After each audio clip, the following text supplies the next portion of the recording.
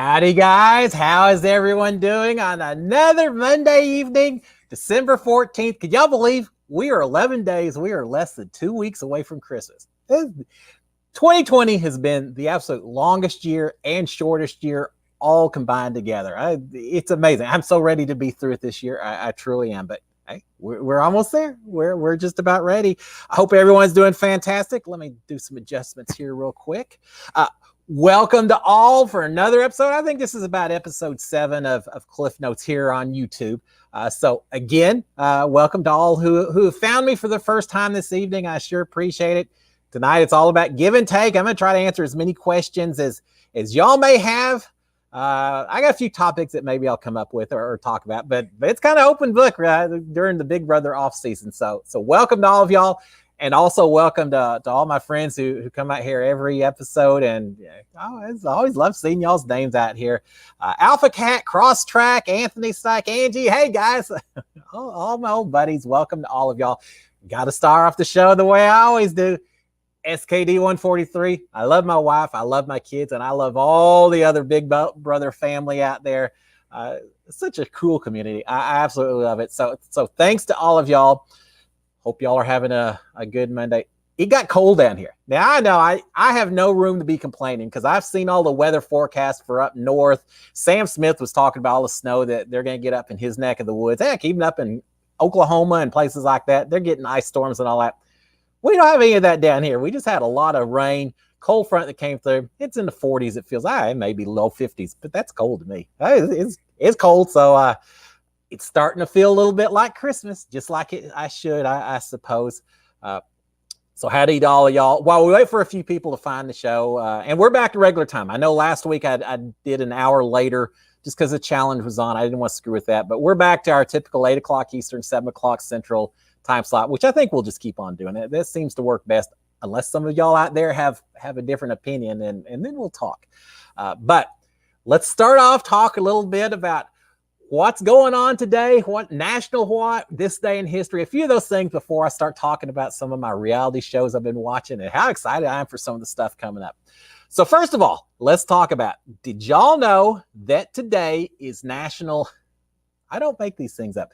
Today is National Monkey Day. Yeah, Monkey Days. Never been a huge fan of monkeys. I got to say they're kind of, I don't know, the ones that are wearing the clothes and wearing the diapers on just gonna look kind of little strange, but it's National Monkey Day. So for those of you who have your pet monkeys, give them an extra special hug. I gotta say though, I've shown my age a little bit. One of my favorite TV shows back when I was a kid, I was probably, this is the early 70s. So I was 6, 7, something like that. One of my earliest shows was one that was called Lancelot Link. Have y'all ever heard of that?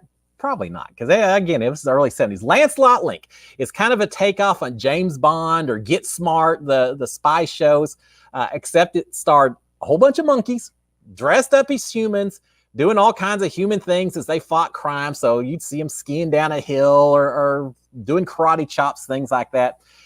And I don't know what they did. They put peanut butter on their lips or something, so they just would move their lips the whole time. And then they had voiceover actors who would improvise scripts, voiceovers of these monkeys moving their mouths and have conversations throughout this show. They even had them performing in a band. And yeah, I know it sounds incredibly cheesy. And I have a feeling if I went back and watched it as an adult nowadays, I'd probably cringe throughout the whole thing. But as a kid watching a bunch of monkeys dressed up and talking, I thought it was one of the most cool things I've ever seen.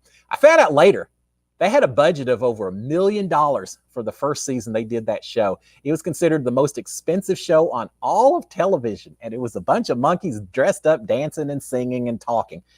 But hey, back when we didn't have 400 different stations of TV to watch, that was kind of the height of culture at the time. So I love my Lancelot Link. So happy Monkey Day to all of y'all. And feel free. I'm sure if you go out to YouTube, you'll find some Lancelot Links and go out there and watch it. And when Lancelot Link gets all kinds of views, y'all can say, it's because old Cliff. He told us to come out here and check out the talking monkeys. So happy Monkey Day to y'all. Doesn't get any better. There's nothing wrong with Monkey Day. But tomorrow we have a whole nother holiday. Tomorrow is National Cat Herder Day.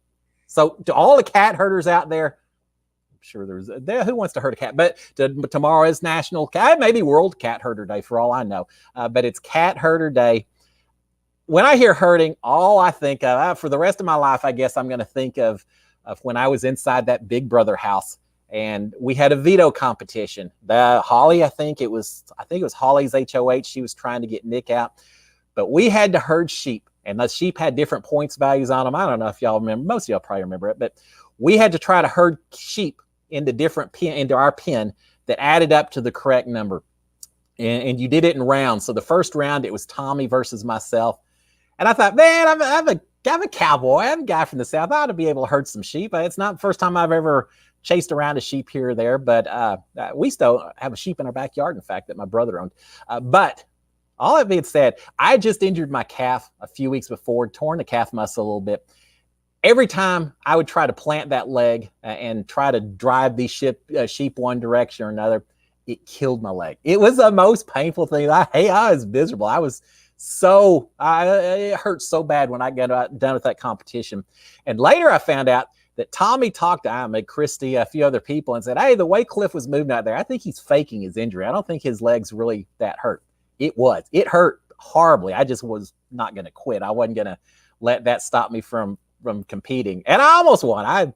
I came close. I caught a lot of sheep. In fact, I caught more sheep than anyone else, but y'all may not have seen it. But we had people up above watching, and I guess Humane Society, things like that.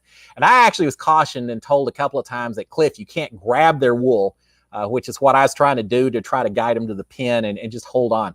They said, you can't grab the wool. All you can do is grab them by the sides and kind of steer them into the pen, but you're not allowed to grab and hold on.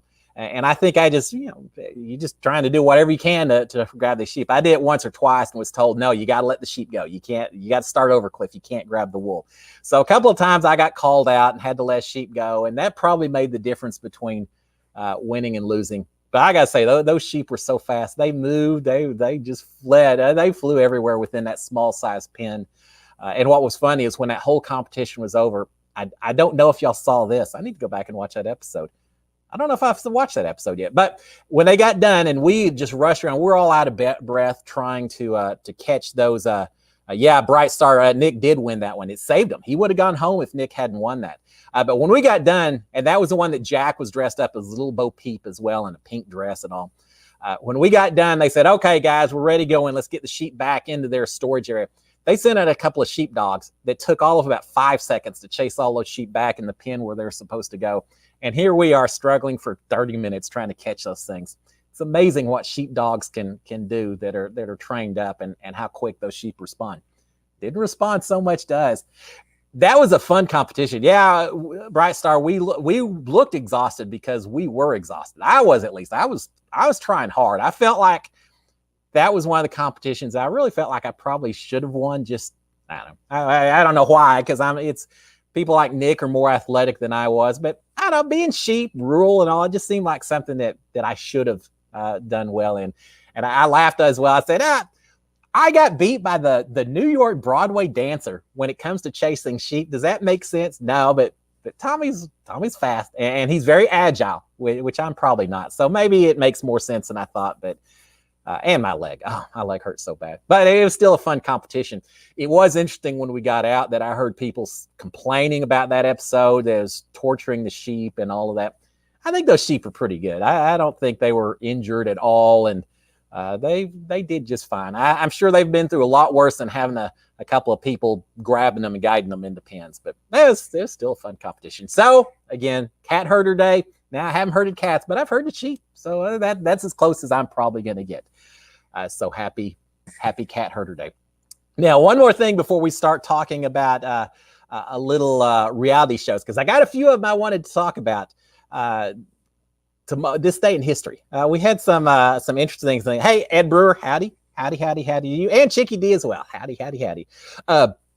Couple of things I want to talk about this day in history, if I can get over to my notes, because I thought it was kind of an interesting comparison, let's say.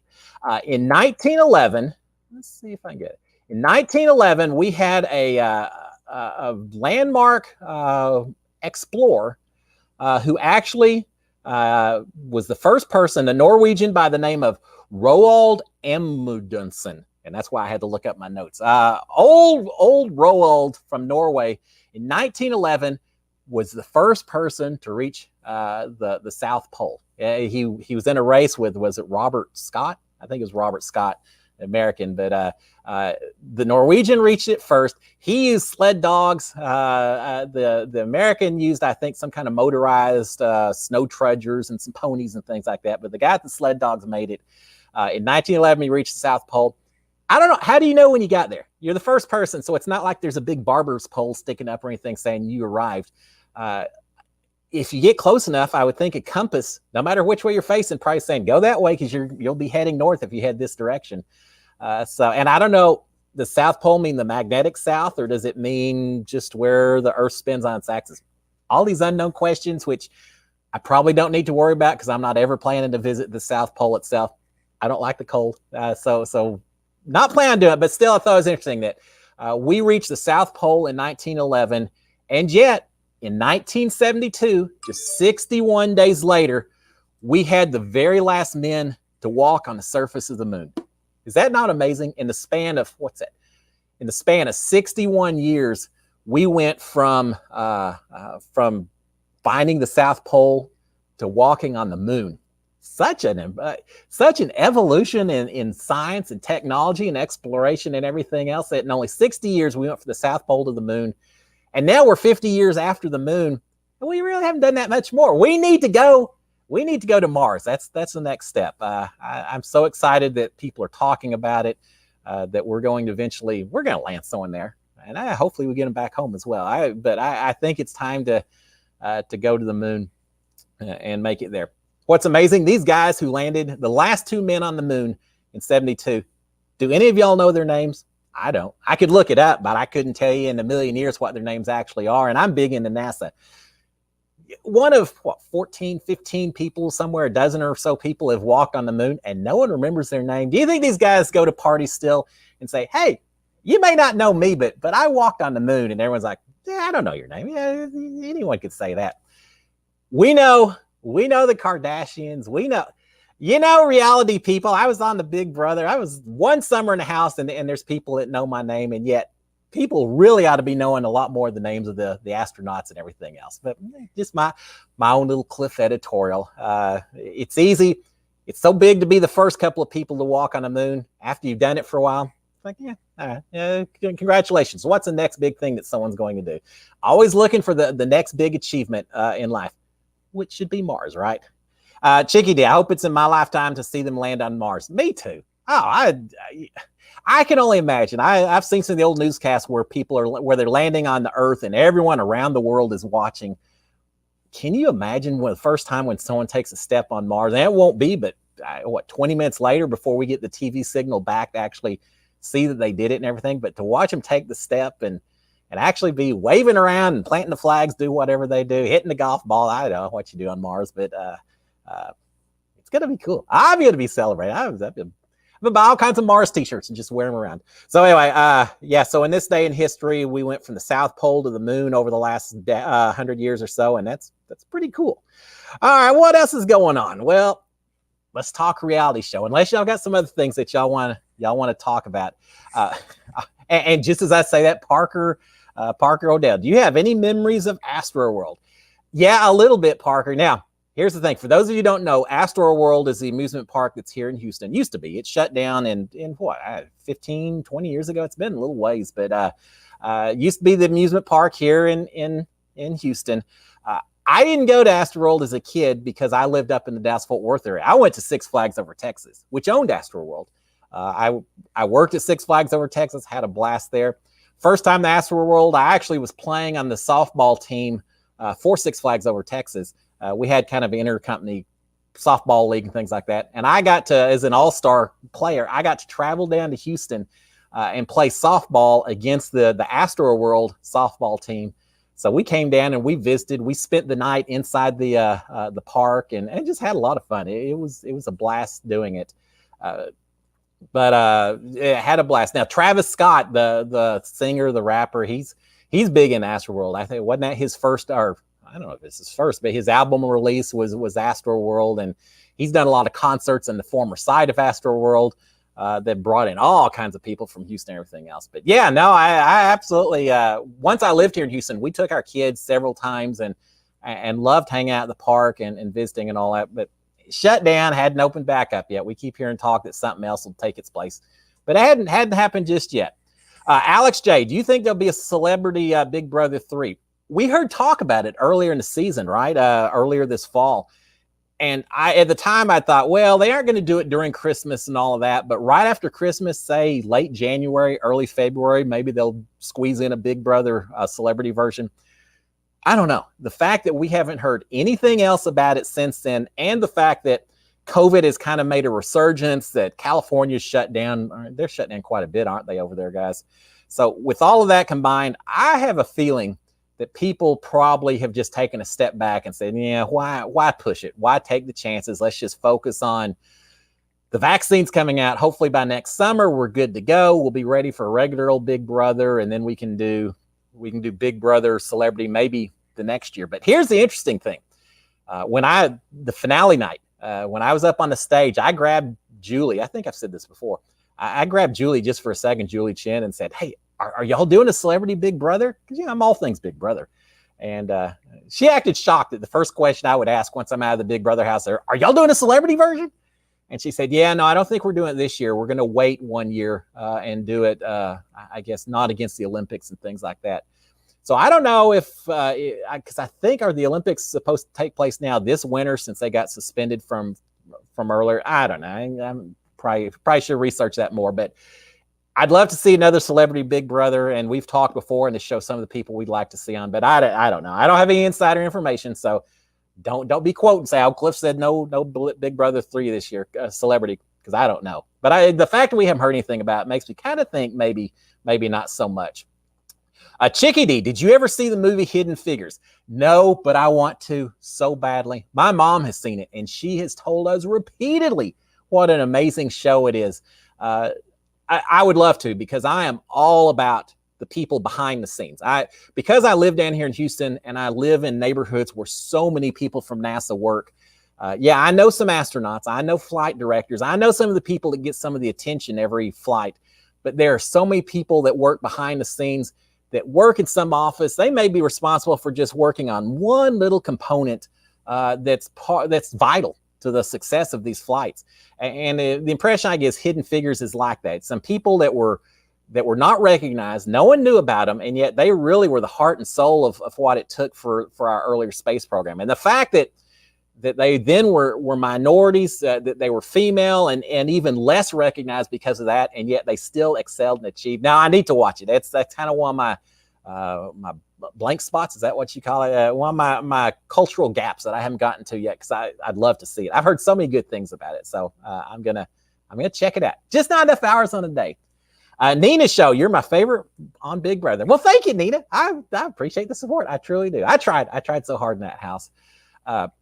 Bright Star, asking questions to Julie about celebrity shows you're a fan first. Yeah, I've always been a fan of Big Brother, and whether I could have gone into that house and gone out first, or I could have won the whole thing. That would have been cool, right? But no matter what happened in there, I'm glad that the experience was positive and I came out still loving the show.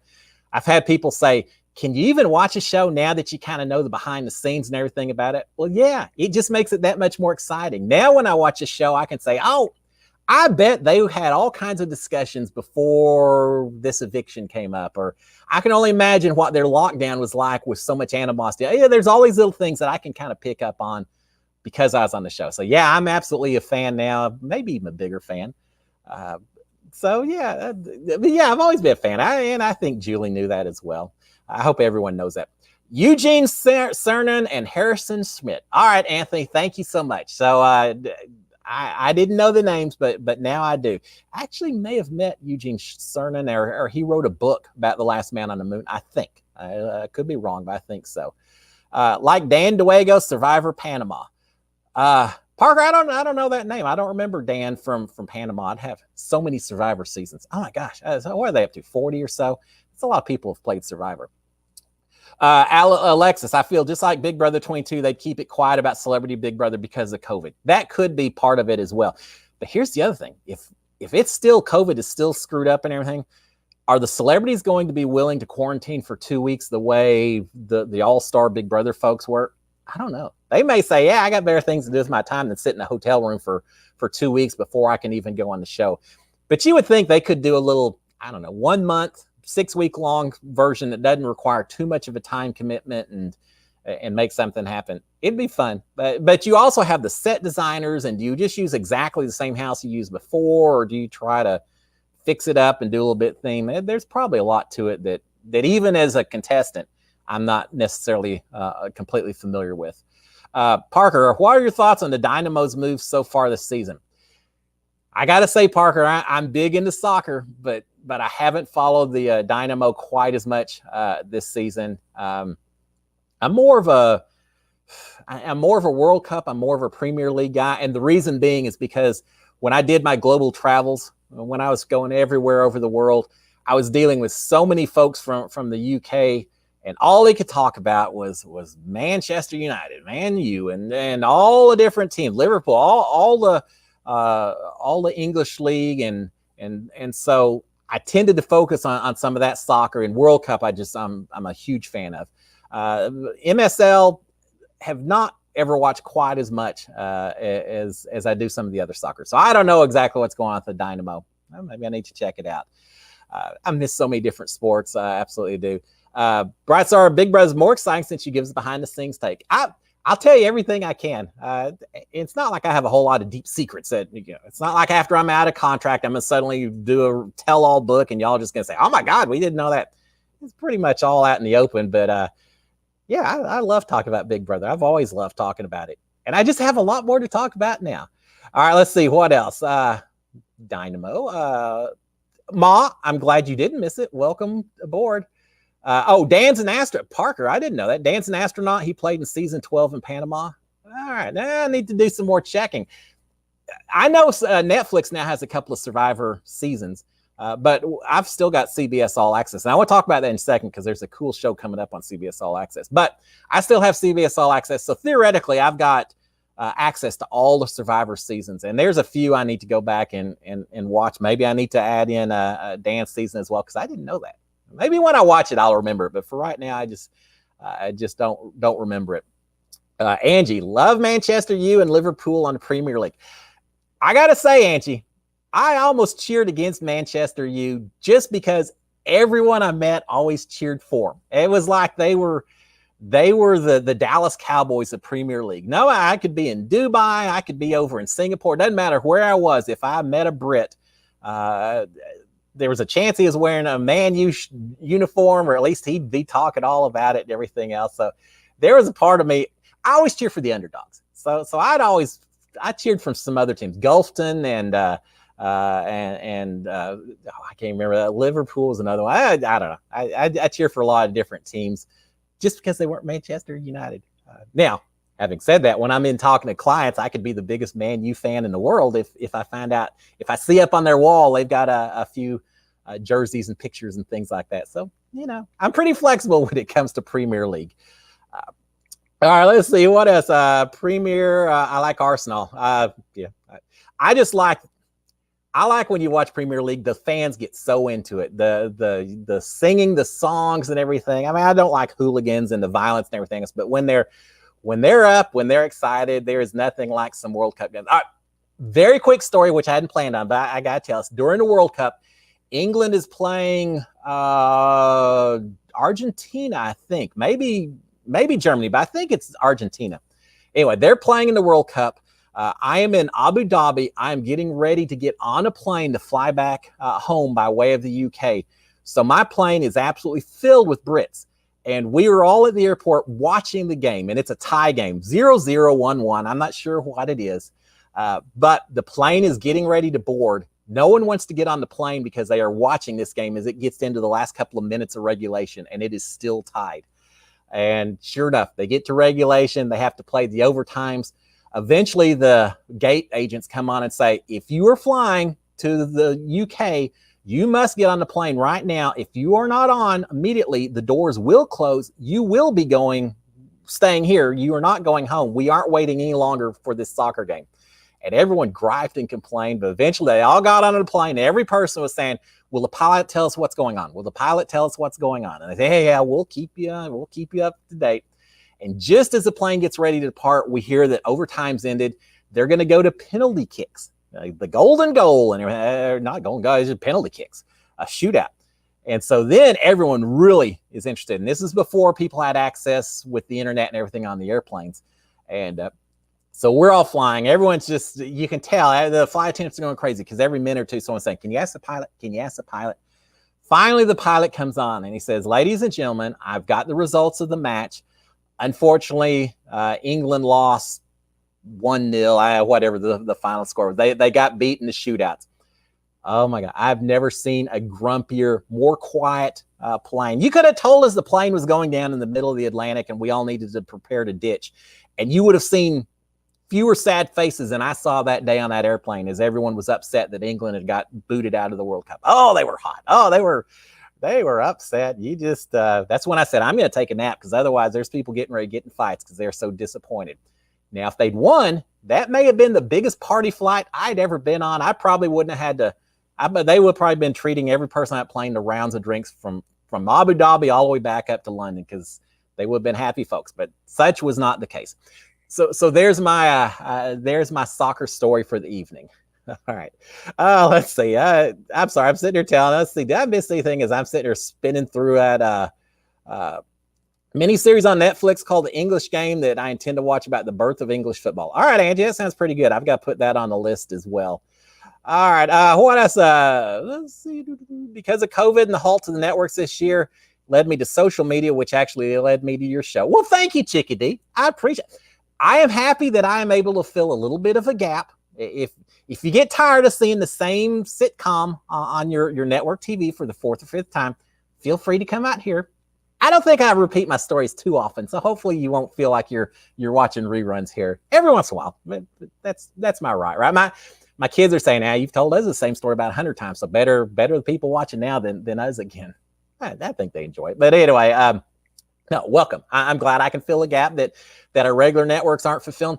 I still don't have CBS down here because our local station decided this was the best time to raise their rates and charge us all a few dollars extra per month for their channel. So as a result, Uverse and DirecTV just said, you're out of here. So I haven't had CBS for over a week, which means I've missed my Texans. I missed the Amazing Race. And I've got CBS All Access. So I do what I need to catch up anyway. I missed the Army-Navy game this weekend. It drives you crazy. Thank God we got TV and social media and everything else to keep us occupied while we are all still locked at home, all with this quarantine and everything else going on. It's been a crazy year, hasn't it? All right, Ma, Cliff's shows are the highlights of my Monday. What? I don't know if that says something good about me, Ma, or it says something really bad about how your typical Mondays go. Get out there, do a little dancing and jumping around, but I'm happy that I'm here for you. I'm happy that I can be a highlight for you, my friend. People are intense on the plane. Yes, they are very intense. I've had some flights where there's some flights where people just get on the plane, they just sleep the whole time, and that's it. I've had other flights where very much not the case. I had a flight from Dubai where half the plane were people that were being deported, that were in the country illegally, who had been arrested, and they were given free flights. I think this is when I was flying from Dubai to Malaysia, I think. And so I get on the plane and all these people, they look like prisoners. They're not dressed well. They've got people watching over them. They're all led onto the plane ahead of me. They start to sit down. They didn't understand how to put seatbelts on. Just a lot of things that just, I was like, wow, this isn't going to be an interesting flight. And sure enough, I found out later, they said, these are all people being deported. Not sure why you got put on that flight, Cliff, because we thought it was just these. I don't know. It's what happens when you use a cut rate travel agency, I guess. But that's all right. It's okay. Fly. It's not like I felt threatened or anything. It's just very strange. But talking about some sad people. Not as sad as the English when they lost the game, but people getting deported back to their home country. They weren't in the happiest of moods either. I don't blame them. I don't blame them all. Over there trying to make their living and all that. All right. Congrats on the Aggies, Cliff. Are y'all going to make the playoffs? Hayden's asking. Yeah, I hope so, Hayden, but I have a sneaky suspicion we're going to be the 5th place team in a 4 playoff system.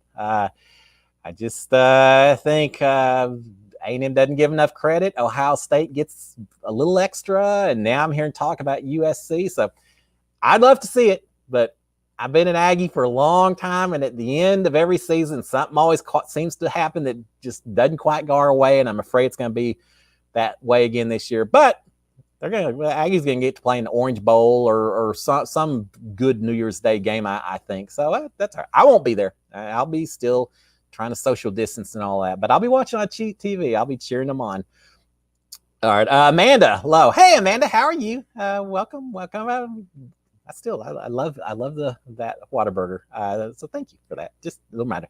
Have you seen the clip of you dancing on Big Brother? It's on YouTube. Yeah, I've seen a couple of them, and it's funny because I didn't really think that much when I was dancing in there. I was just trying to send messages to my wife, and it was just me trying to convey to her that, hey, I'm doing fine. I'm still having fun in here and everything. And then I did some dancing up in the HOH room, a little more serious romantic stuff. Let her know I was thinking about her. I really didn't think that much about it until I got out of the house and saw some of those YouTube clips. And I saw some of them playing while I'm dancing. It's playing Lil Nas X's Old Town Road. And I was told there was a fantastic version of my dancing with Old Town Road, but then it got deleted for copyright issues, and I've never been able to find it. So if any of y'all have that old copy sitting out there, send it to me. But yeah, what can I say? If I'm Tommy, if my profession is Broadway dancer, then I expect y'all to hold me to a pretty high standard. But me, I can dance however I want, and I don't have to be good. It's kind of funny that people watch my dancing, and they never say, wow, Cliff, you're a good dancer. They say, wow, Cliff, you're a funny dancer. Well, I guess it's good when you're on Big Brother. Maybe not so much when you're dancing at a wedding or you're trying to woo your future spouse, things like that. But hey, put me on a sawdust ballroom floor on a country western dance club, and I think I can hold my own. You'll have to ask my wife about it, but I do a little different dancing when I'm not inside the Big Brother house. But yeah, I've seen them. I had fun with it. I tried to have fun in that house every single day I was in there. Bright Star saying, I love your cool stories. I live vicariously through you. Well, thank you so much.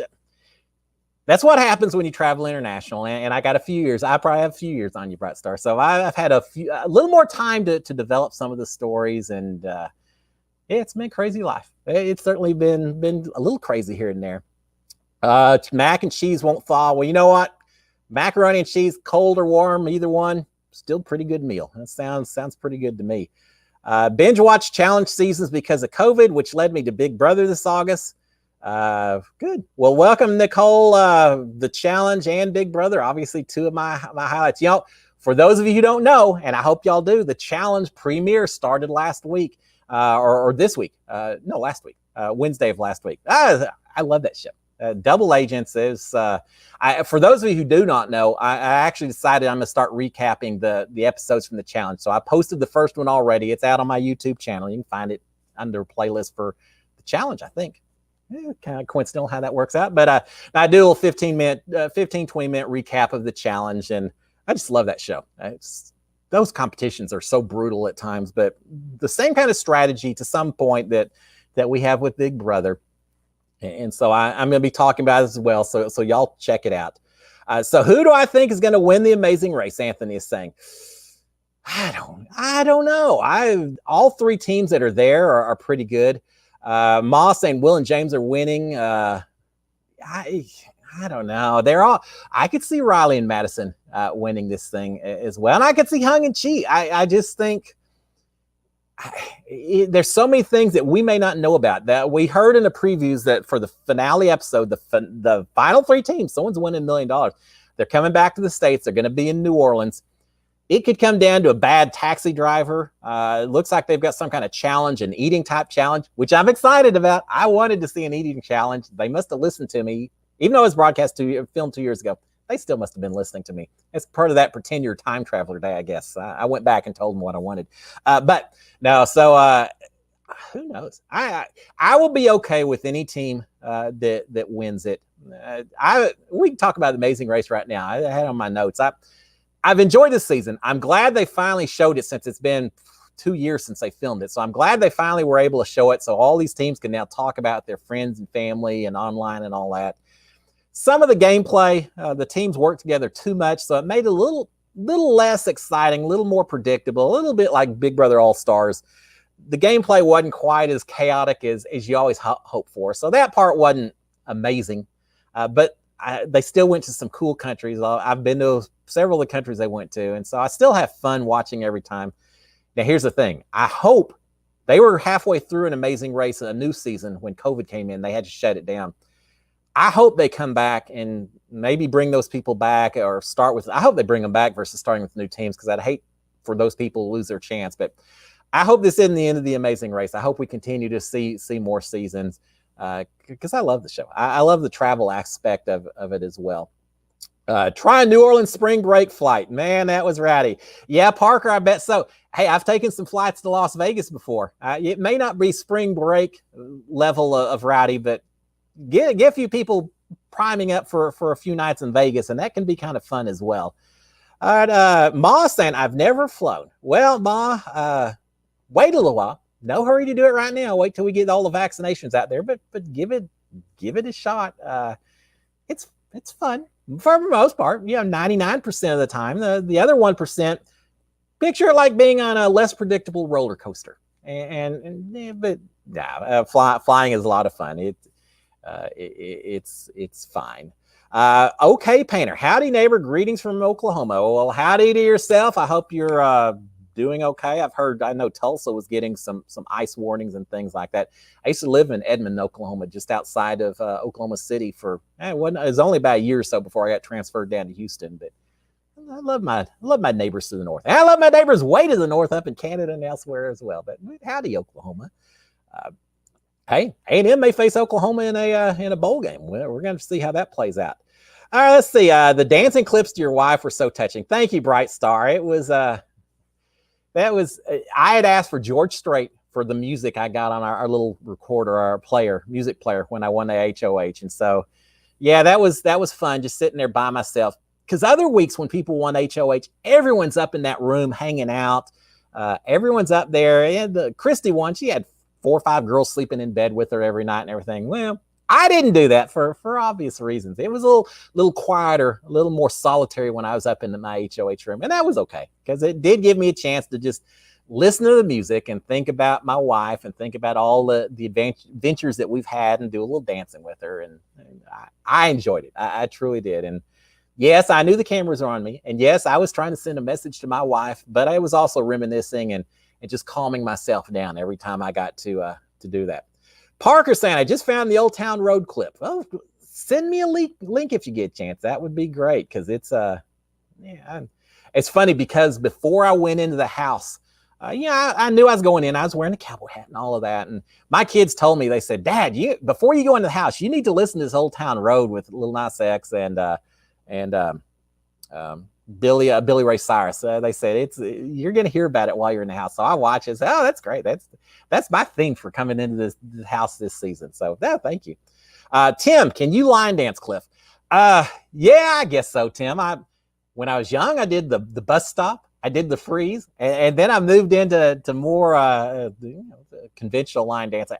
I don't do a lot of line dancing. I don't necessarily get out there and go to the country western clubs and get out there and line up and do all of that. I've tried it a few times, but I'd really rather just be two-stepping with my wife if it gets right down to it. But yeah, if there's enough people out there and other people are interested, I'll get out there and I'll do a little line dancing as well. Ma saying Cliff goes on Dancing with the Stars. Hey, if Carol Baskin can do it, if Tom DeLay can do it, I've seen some dancers on Dancing with the Stars that I feel like I could compete with. There's some people have shown you don't really have to have rhythm. You just have to be able to follow direction. Now, most of those people have gone home fairly early. So if I ever went on Dancing with the Stars, I don't think Vegas is going to be picking me as the favorite to win. I'm sure the professional dancer that's matched up with me is going to say, well, yeah, there goes my season. I guess I'll just be taking an early break, planning some vacation to the Bahamas or something a little earlier this year. But that's all right. You know what? I'd have fun doing it. I'd go out there, I'd have a smile on my face every day, even while those old judges were criticizing me for not keeping my back straight or not smiling enough or saying, you're mouthing the words, Cliff. Stop singing the song and just do your dance. they'd criticize me and I'd still smile, say, okay, I'll do it next week. Thank you so much. So let's see. So Sequester is on, and I know I've been asked that before.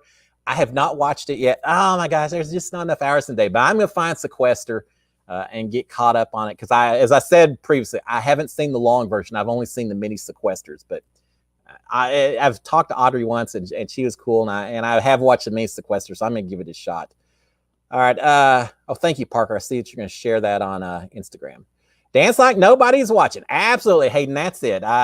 You got to have fun every day. And I know the day I was getting evicted from the house, and I knew I was going. I could try to do a Hail Mary by threatening Mickey and all that, but I knew I was going. But I made it a point. I said, I'm going to dance the last day I'm in the house because I'm going to show this house is not going to beat me. None of these other contestants are going to beat me. So even on the worst possible day, I'm dancing my way out of this house, and I did. And I'm proud of that as well. I have not seen season 6 or 7 yet. Is that still true? Yeah, just don't have time to do it, Hayden. But I want to, especially now that I've seen Kaiser and Janelle, and so go back to some of the old school players. I'd love to see them playing their first few seasons, that first All-Star season as well. Yeah, I bet you cheered when you landed in New Orleans. I was like that in I know, it's on our honeymoon. We flew into Cabo San Lucas, and the flight was horrible. It was just a bad. I think the pilot was celebrating a little bit with people heading down to Cabo San Lucas. This plane came in rough. It was weaving back and forth. It set down. It bounced a few times, and when that flight landed, we all cheered as well. But I'm sure when y'all got to New Orleans, you were cheering for a slightly different reason. All right. Burned macaroni and cheese. Maybe not my favorite preference, but still better than a lot of things you could be eating. CBS has tried ending Amazing Race multiple times. Yeah, I know that, Ma. And then every once in a while, every time they do it, seems like the fans protest and it comes back one more time. It's got to be expensive, though. Sending those guests around, plus all the people doing the filming, the sound, the pre-planning, buying all the tickets for those flights. I can only imagine how expensive those things are. Maybe it's still cheaper than your typical 1-hour drama show, but a lot of money that I'm sure there's a lot of people every year say, we could probably spend that on some home-based shows for a whole lot cheaper. But I hope they don't end it for a long time because I just love that. One of my favorite shows. All right, love burnt cheese. Okay, actually, you'd probably win, Cliff. Well, Anthony, I would go in prepared to win and doing everything I could to win. I certainly would give it everything I had. And if I didn't win, you'd know it wasn't through lack of effort. But I wouldn't be betting the house on it either. But that's okay. That's all right, because it's not just about the winning. Now, that's one thing. And for those of you who haven't seen The Amazing Race, and if you don't want a spoiler from the last episode, just turn it off for about 15 seconds, and that's all it'll take. D'Angelo and Gary got evicted or eliminated. D'Angelo was so upset. He said, I didn't have fun. I'd never do this again. You can't do that. Whether you win or lose, you've got to embrace the experience and not just where you place in the game. And that's what I did on the Big Brother. Yes, I would have been a little perturbed if I got voted out week 1 and went home, but I still would have embraced the experience and enjoyed what I did get to experience, even if it wasn't quite as much as I wanted. You got to just welcome whatever life brings, right? Because otherwise you just be sour all the time. And that's no way to live a life. All right, Joe, hey, I know this might not be part of your agenda for not, but how do you keep such a positive attitude all the time?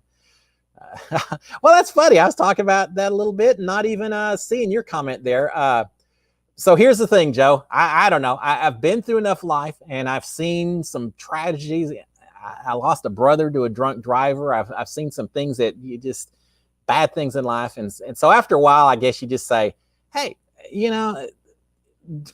good or bad, most of the time, things could be a lot worse. As long as you got your health, as long as you still have, everything going on as best as possible, you just deal with everything else. And that old saying, Lord, help me to control what I can control and ignore what I can't. I'm paraphrasing and probably badly so, but realize you can't control everything. So the rest of it, you just have to be as positive as possible and be optimistic. And deal with it and be flexible. And as long as you do that, we're live. It's just like The Amazing Race. It's just like Big Brother. If you're so focused only on the end of the journey, you're gonna miss all the fun throughout. You gotta take life as a journey and embrace all the experiences just like you do some of these reality TV shows.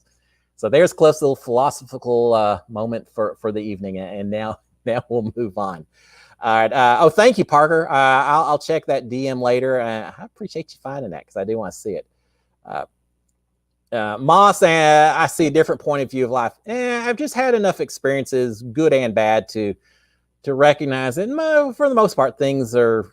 Yeah, you gotta look at as Monty Python says, always look on the bright side of life, right? If you just look at the bad times, you keep that smile on your face all the time, as much as you can.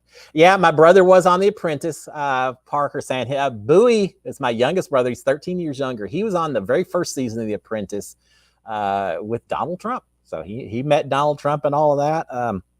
But yeah, that was kind of cool because that was our first brush with reality TV. And of course, Bowie's was all taped ahead of time. It wasn't like Big Brother where my family was watching me week to week and not knowing how the outcome was going to be. Bowie had already filmed the whole thing. And he didn't tell us how he did or anything else, but at least he was there with us. And after every week, after every episode, he would kind of tell us the ins and outs and what happened and everything. And I know at the end of the season, he got a little sign letter from Donald Trump. He got a big fruit basket from Mark Burnett thanking him for being on the show. And that was back in 2001 or so. And I said, all right, Bowie, you did it. So now it's my turn. I need to get on a reality TV show as well.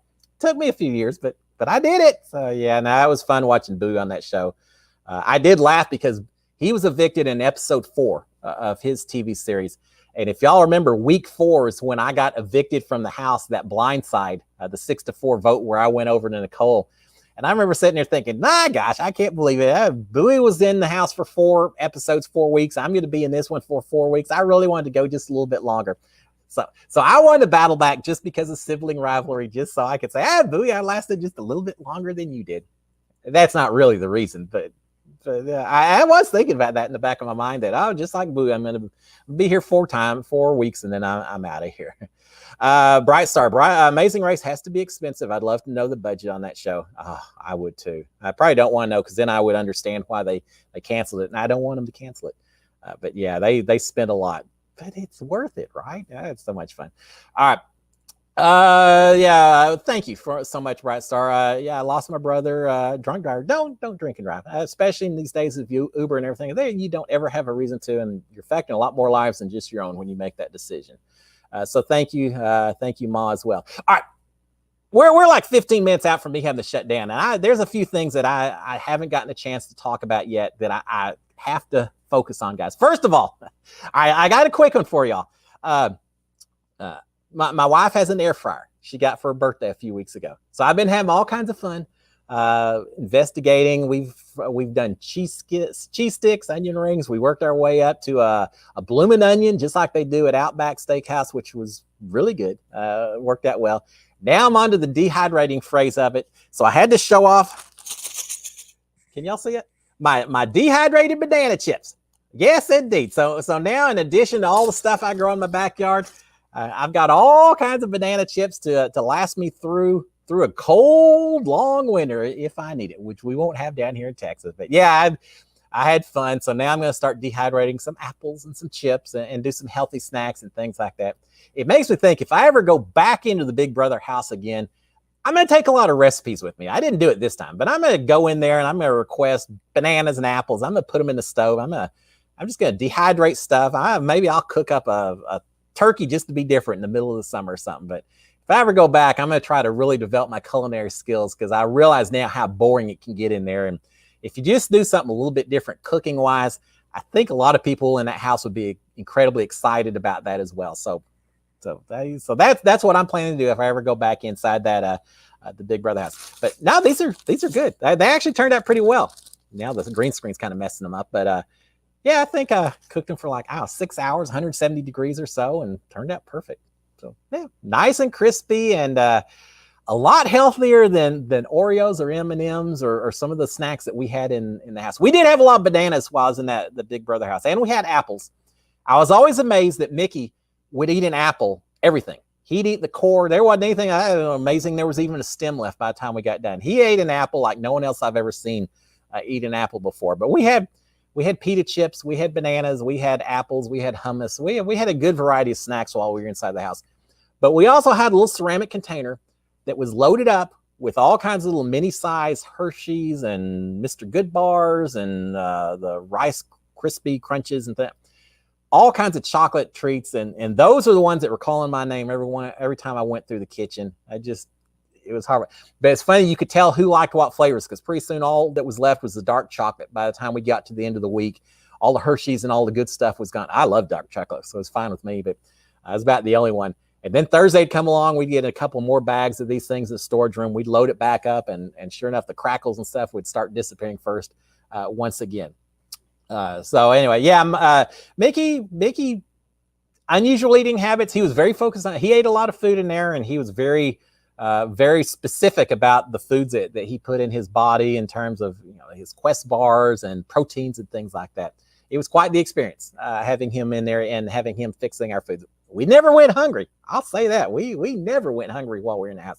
All right, so I got to tell y'all, because it starts on Thursday and I'm all excited about it, and otherwise I'm going to run out of time. For those of you who still have CBS All Access, or for those of you who are thinking about getting again, and this isn't an ad, I don't get paid anything by CBS, so don't think I'm doing some kind of promo or anything else.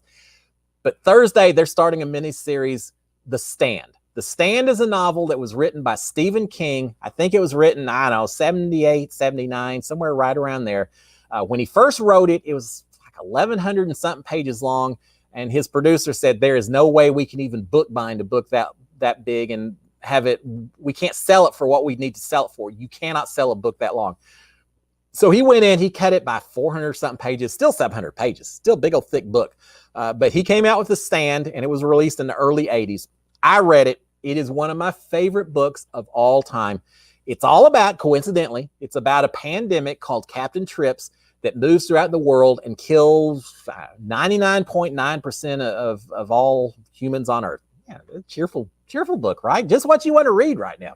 I know, but it's an amazing book, because that happens, and then it's all about a battle, good versus evil, amongst the survivors that are left on the earth, and it's just a phenomenal book. He's described it as his version of writing the Lord of the Rings trilogy was about, except instead of Middle Earth, it was the United States, and instead of a hobbit, it was a guy from East Texas that was one of the heroes and things like that.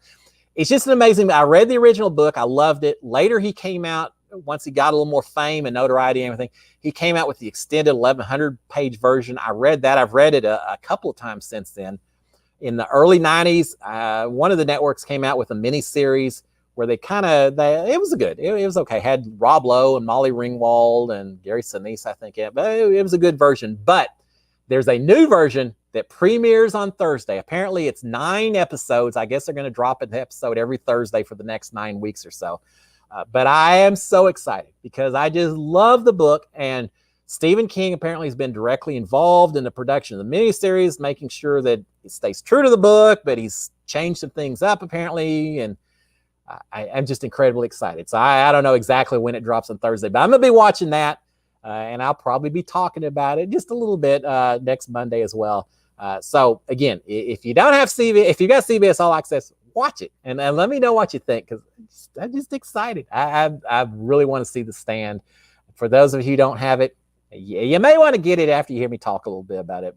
But regardless, read the book if you haven't. If you're up for a cheerful novel like a pandemic taking out the world, then check out The Stand. That and The Shining are my 2 favorite Stephen King novels, and maybe 2 of my 3 favorite novels of all time. The other one being the Foundation trilogy by Isaac Asimov, science fiction novel that got me started on sci-fi reading, and I've always loved sci-fi as a result of it. So there you go. All right, let's see. Crosstalk. Let's see. Sorry, let me look at this. Crosstrack, did you say that you also lost? I think you may have told me that once before, that you had lost a brother as well. Yeah, I am so sorry for that. It's hard. I watched my parents losing a child, and I know how incredible that was, but losing a sibling is also, there it is. Losing a sibling is also incredibly difficult, and my sympathy goes out to you. You never forget, and you learn to adjust, but you never forget. All right, let's see. Oh, Hayden, I told my mother your story about the Russian leaders changing heart after turning your local grocery store, and they gave her the chills. It's such an incredible, the tiniest little thing that can change all of human history. Is that not amazing? And we don't recognize it at all. I'm gonna have to go down to that grocery store and say, guys, I got to put up something here. Let me try to do something. So maybe that's another direction I'll take. Maybe I'll go down there and build my own little monument to the shopping trip, the grocery store that changed the world. Because I know no one down here even knows that story anymore. But true story, it's amazing. Yeah, I think it's incredible as well, Hayden. Yeah, Nicole, you eat it core and all. All right, well, hey, waste not, want not, right? All right, let's see. We got about 5 minutes. So bananas are my favorite fruit. I love bananas, Ma. I could eat them all day long, pretty much. Mickey into watermelons. I like watermelon as well, but I'm still kind of boycotting watermelons. I had enough that one summer. I love water. The problem is I like watermelons when I'm out in the hot, when I'm at the lake, places like that. And because of COVID, I didn't do a lot of that this summer. So I kind of missed out on the watermelon season. I'll be back doing some watermelon eating before too long. I've got a dehydrator. Can you dehydrate watermelons? I have a feeling you can't because you don't have anything left, right? Because that's like 99% water. You dehydrate it and all you end up with is a little black seed, I suppose. So maybe that's not the fruit I'm going to go to next. Amanda asking, is Buc-ee's as awesome as it seems? Oh, yeah. Yeah, Amanda, it's... you can't imagine. I mean, everything's bigger in Texas, right? But this isn't just about bigger. This is just like this a Taj Mahal of West Side truck stop kind of places. You pull in the front, there's 100 different gas pumps to go to. You go inside, there's 50 feet worth of counters that have nothing but beef jerky and kolaches, which is a kind of pastry that we have down here in Texas. Comes from the Czechoslovakian culture we've got down here and all that. And a whole bit of cowboy, Western Texas stuff that you can buy, blankets and pillows and books. But the reason everyone loves the Buc-ee's, the cleanest restrooms in the entire state. I truly believe cleaner than just about anywhere else you'd find anywhere in the world. Certainly cleaner than the Big Brother bathrooms. Now, Buc-ee's is incredible. It's its own tourist style. It's not quite Disney World. I don't think I'm going to be able to convince the kids to ever, hey, let's just drive up the road to Buc-ee's and then we'll come back home. That may not work, but if you're ever driving through Texas, make it a trip, make it a point, as long as you don't have to go too far your way. Stop at the Buc-ee's if you see it, because you will be impressed. Yeah, it's every bit as cool as people talk about. All right, let's see. So the inverse of COVID-19, Hayden's saying, yeah, well, the Captain Trips, which is what they call it in the book, was a little more lethal and a little quicker to be lethal than we have right now. So, hey, think of it this way. COVID maybe is good practice run for some stuff that's a whole lot worse on down the road. At least now people understand a little bit better how we need to function. Maybe this is, whether it's as bad as people say or not as bad as some people say, we've had a good practice run. Because I think we'll have more somewhere down the road. I think it's just a matter of time. As much communication, as much global transit as we have, all it takes is one little mutated virus in one little isolated part of the world, and it'll be everywhere in no time. So this is our practice. This is our emergency run for when the real thing happens, when the worst thing happens, right? I'm not discounting what we've had here so far. King's book is 1,100 pages. Yeah, it's a long one, Anthony, but every bit of it's worth it. 1,100 pages, and when I got done, I still was disappointed that there wasn't more to read, which is why I've read it a couple of times. I nowadays just get it on your e-reader and it doesn't really matter, except that you'll be reading it for, I don't know, it's one of those books you couldn't put down. So even at 1,100 pages, it didn't take me that long to get through it. So yeah, if you haven't read the book first, especially during these long winters, if y'all are stuck inside and everything, download the Stand, but try to download the unedited version, the long version, if at all possible. Read it and then watch a series, and that's a kind of fun way to do it as well.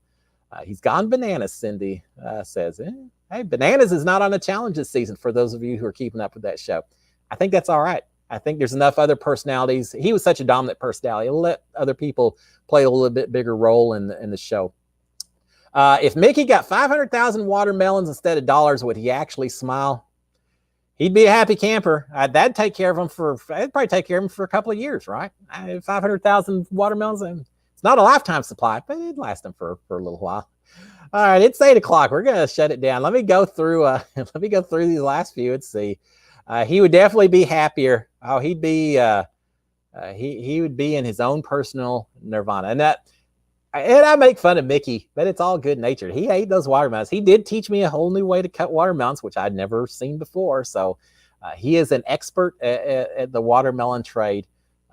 Yeah, it was what an experience. What a cool thing to be on the show. Of all the things I expected to see and learn and experience while I was on the show, someone with a passion for watermelon and teaching me a new way to cut and eat it wasn't probably what I would have expected. But hey, it is what it is. All right, let's see what else. That's probably about it, guys. We're going to go ahead and shut it down. Again, I know there's some parts of the country that are going to be a little cold and miserable for the next few days. So y'all stay safe. Don't be on the roads unless you have to. Watch out for the black ice and all of that. Hayden saying milk and pizza is a great combo. Thank you, Hayden. I got so much grief. I never knew that you weren't supposed to eat pizza and milk together. It seemed you got dairy on your pizza, you got dairy in your glass. Why wouldn't they be a perfect combination?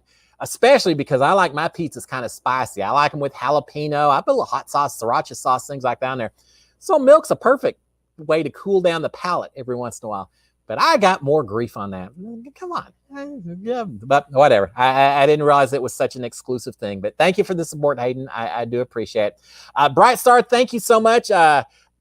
You appreciate the show. I appreciate y'all coming out here. I have so much fun. I love answering the questions and interacting. Again, I've said this before. It's just a little more fun, a little more special than when I'm just out here rambling without y'all's input. This is so much greater. So thank y'all. Thank you for coming out again. Again, y'all be safe on this coming up week. If you haven't finished up your Christmas shopping, you better get a move on because we're right there at it. I keep hearing that you better ship it now if you're going to ship it at all. So in this day with COVID and everything else, we'll talk more about it next week, but I'm doing a lot of shopping online. So you better get it done quick because the old clock's a ticking quicker than any of us think. Guys, you have a fantastic Monday. You have a fantastic week. Watch The Stand on Thursday or at least check out and read the book, and we'll talk a little bit about next Monday. You have a great one, guys. Cheers, my friends, and SKD 143. Love y'all all. Bye, guys.